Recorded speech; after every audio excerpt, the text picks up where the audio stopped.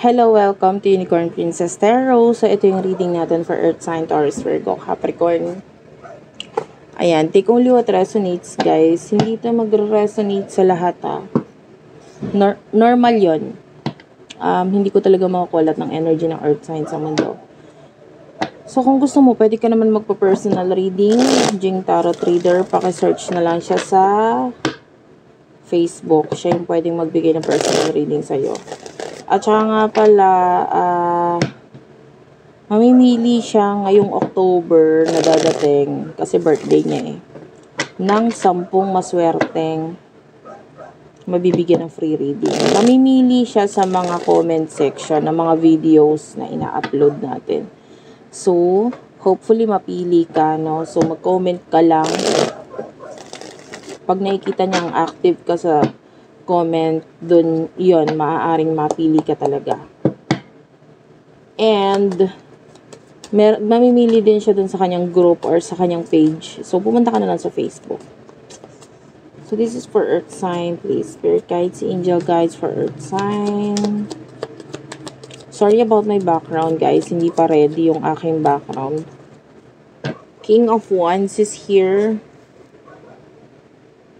Matalino ka talaga Ace of Swords. I like your energy. You are matalino. You are someone with the 9 of Cups.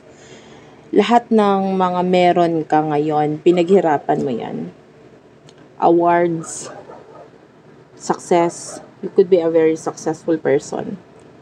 Pinaghirapan mo yan, hindi yan basta binigay or let's say minana. If for some of you, kung ikaw ay successful, pinaghirapan mo yan Galing yan dito lahat.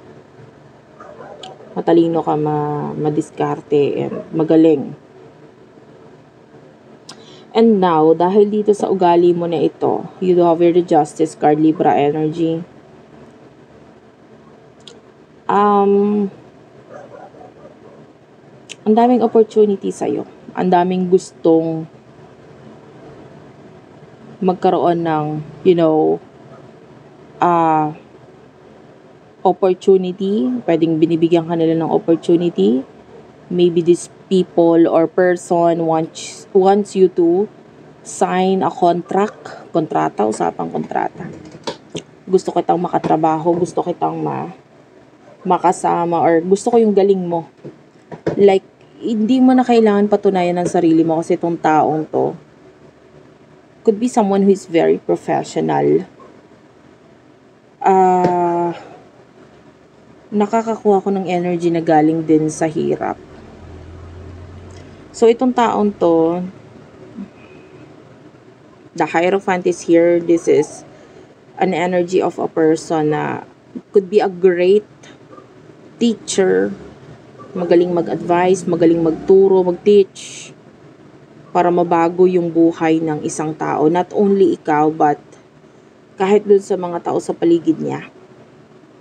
Alam mo yon, masaya siya na nade-develop or gumagaling or gumaganda ang buhay ng mga taong ito sa paligid niya. So,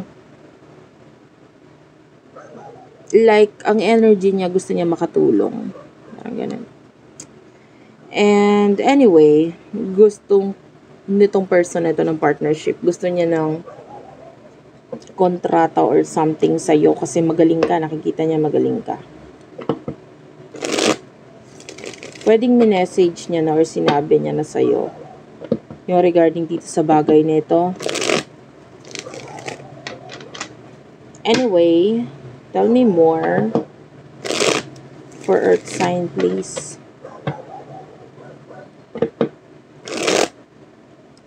For Earth Sign, please.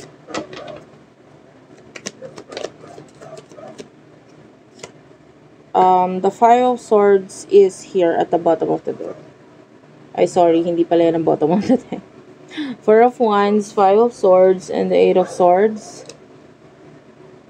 I feel like you are stuck sa something. Like maybe sa trabaho mo, sa career mo, or what. Parang ganun. And that parang ang hirap maggawa ng desisyon sa'yo ngayon, or ang hirap Kumbaga, alam mo yon, I'm busy. Ganun yung energy mo. So, with the Eight of Swords, hindi ko nakikita na nagkakaroon ng chance para magawa mo or makipag-connect or makipag-communicate ka dito sa taong to. With the Four of Wands, pwedeng high chance na may kinalaman to sa career and that you are busy. And with the Six of Wands,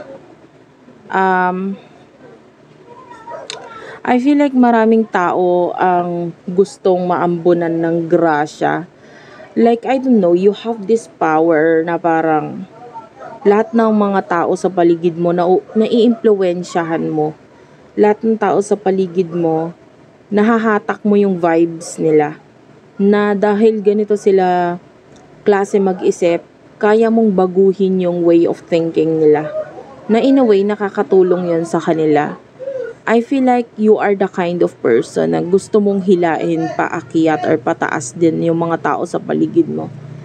And because of this, maraming gustong maging maambunan ng grasya or maambunan man lang ng ay sana maging kaibigan kita o sana maging katrabaho kita.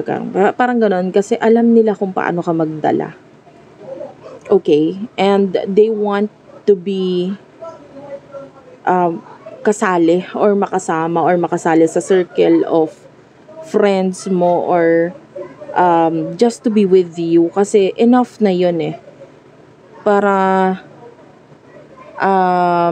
magkaroon din ng chance na maging maayos ang buhay nila. Okay? Lalo na if you're a businessman or businesswoman, the King of Wands is here. That's a businessman, businesswoman energy. Anyway,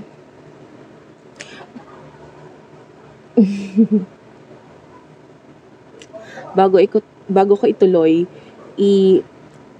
ipagpaumanhin nyo na muna ito. Explain ko lang kasi baka nababother ko sa aking pepperoni pizza dito. Medyo malabo lang yung camera pero meron din yan ditong kabraso. Ano yan? May nabili kasi akong ventosa, something ganun ventosa. Alam mo yon yung sa likod. Hindi ko alam kung ba't tinry ko sa muka. Alam mo yun, yung ventosa na something na tatanggalin daw yung lamig sa likod. Ako tinry ko sa muka. Ganun ako kagaling. Anyway, what will happen? Or ano naghihintay sa future for you? Earth sign. Lang. Ayusin ko lang tong kalat-kalat ko dito. Kasi hindi ako makapwesto ng maayos. Anyway, pagpasensyahan mo na talaga yung background ko kasi kalilipat ko lang sa aking place na ito. So, medyo makalat pa, magulo pa. Hindi ko pa na-set up ng maayos yung aking background. So,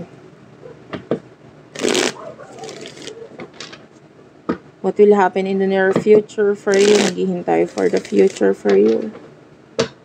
Tsaka medyo maingay nga pala sa aking background ha. Pagpasensyahan mo na lang.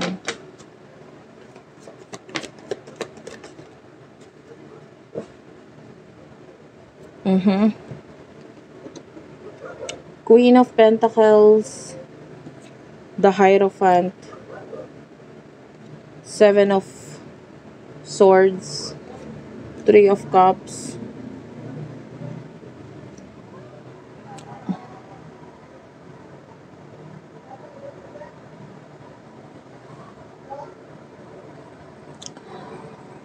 iba-iba yung energy.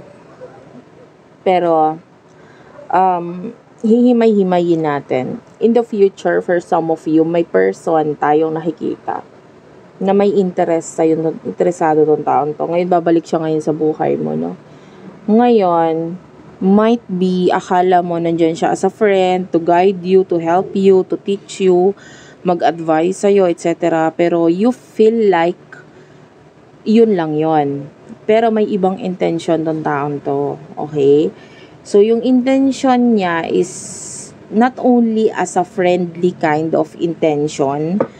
I can see you welcoming itong person na ito. And maybe kasi hirap ka sa mga decision mo sa buhay. And that parang itong taon to, parang feeling niya, O sige, tutulungan kita na makapag-decide ka ng maayos, andito ako, ganto ganyan. So, maaaring iparamdam niya sa'yo na andito ako, alam mo yon. And I want to know kung ano yung intention nitong taong ito. Kasi iba yung intention niya eh. The Ten of Swords is here. Clarify the Ten of Swords. Six of Swords is here. I feel like yung intention niya is to help you kuno kung ano man yung ending na pagdadaanan or pinagdadaanan mo. Parang andito ako as a friend na kung ano man yung ending na pagdadaanan mo or pinagdadaanan mo, tutulungan kita maka-move on, tutulungan kita na makayanan. Yan. So, andyan siya ganun. Na ipaparamdam sa'yo na makakayanan mo. Dahil nandyan siya. Parang ganun. Pero ang totoo niyan, gusto niya ng time with you. Gusto niya lagi maging parte ng buhay mo. Bakit? Bakit gusto niya maging parte ng buhay mo? Na 3 of Wands, matagal niya nang hinintay yun. Kaya lang hindi pa siya welcome noon. Kaya parang umalis muna siya, lumayo muna siya sa buhay mo. But now, babalik ako. So parang if you're not yet experiencing etong ending na ito sa buhay mo, babalik tong taong to pag nagkaroon ng ending sa buhay mo. And then, andyan siya parang tulungan ka. I don't know, pero yung iba sa inyo, ang feeling is like another connection, another relationship na involved ka. So, parang ganyan. Parang andito ako para protektahan ka, tulungan ka, ganong kasing energy. Because I'm here to support you. I'm here to help you. Pero ang totoo niya, nandyan siya para maging, alam mo yun, pumapel sa buhay mo kasi may gusto siyang something which is to become part of your life. Gusto niya maging parte ng buhay mo. So, yeah. That's it for now. Thank you for watching. I love you all. Sana nakarelate ka, nakaresonate ka ha sa ating reading. And please do comment down below. Kahit po anong comment, kahit po heart, malaking bagay na yun sa akin. Kasi nagpapakita talaga yun ng malaking suporta eh. Ayun lang. So, I love you all. Thank you for watching and bye-bye.